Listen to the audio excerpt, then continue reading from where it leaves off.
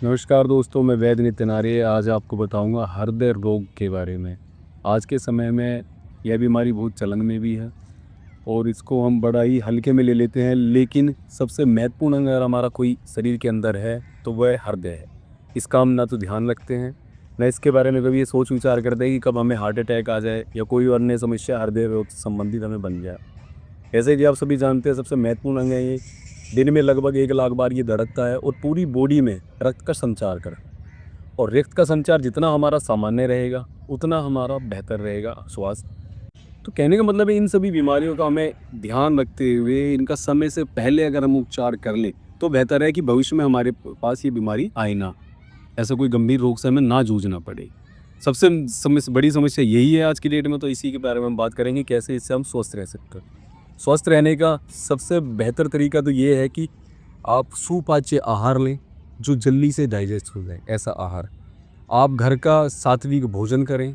अब बाहर का जंक फूड या अन्य प्रकार के तले भुने जले जितने भी प्रोडक्ट हैं, या फिर इसमें एक चाय महत्वपूर्ण अपनी भूमिका निभाती है। चाय लीवर में पित्त की वृद्धि करती है और पित्त की वृद्धि होने के कारण वो ब्लड में जाता है पित्त, और ब्लड में जाने के बाद ये कोलेस्ट्रॉल का रूप ले लेता है। उससे हमारे ना कि रक्त से संबंधित और भी अन्य कई प्रकार की बीमारियाँ होती हैं, लेकिन सबसे महत्वपूर्ण जो बीमारी इसके बारे में हम आज बात कर रहे हैं वो हार्ट अटैक।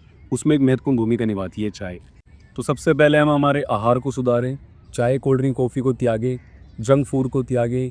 और जब हम छोटे थे तो हमें सुनाई में आता था कि आज हमारे कचौड़ी बनेगी, तो पता चलता था कि आज कचौड़ी बनने का कारण क्या है, यानी कि किसी तीज त्यौहार पे ही कचौड़ी, पकौड़ी या फिर पकवान बनते थे। आज हर दूसरे दिन या हर सुबह शाम घरों में बनते हैं, और वो भी एक महत्वपूर्ण भूमिका निभाते हैं इस रोग में। और लगातार गेहूं के आटे का प्रयोग भी बंद कर दें। आप उसमें कभी मक्के का आटा खाएं सीजनेबल, कभी आप बाजरे का आटा खाएं, कभी आप अन्य प्रकार के सभी इन आटों को, मोटे अनाज को मिला करके भी खा सकते हैं।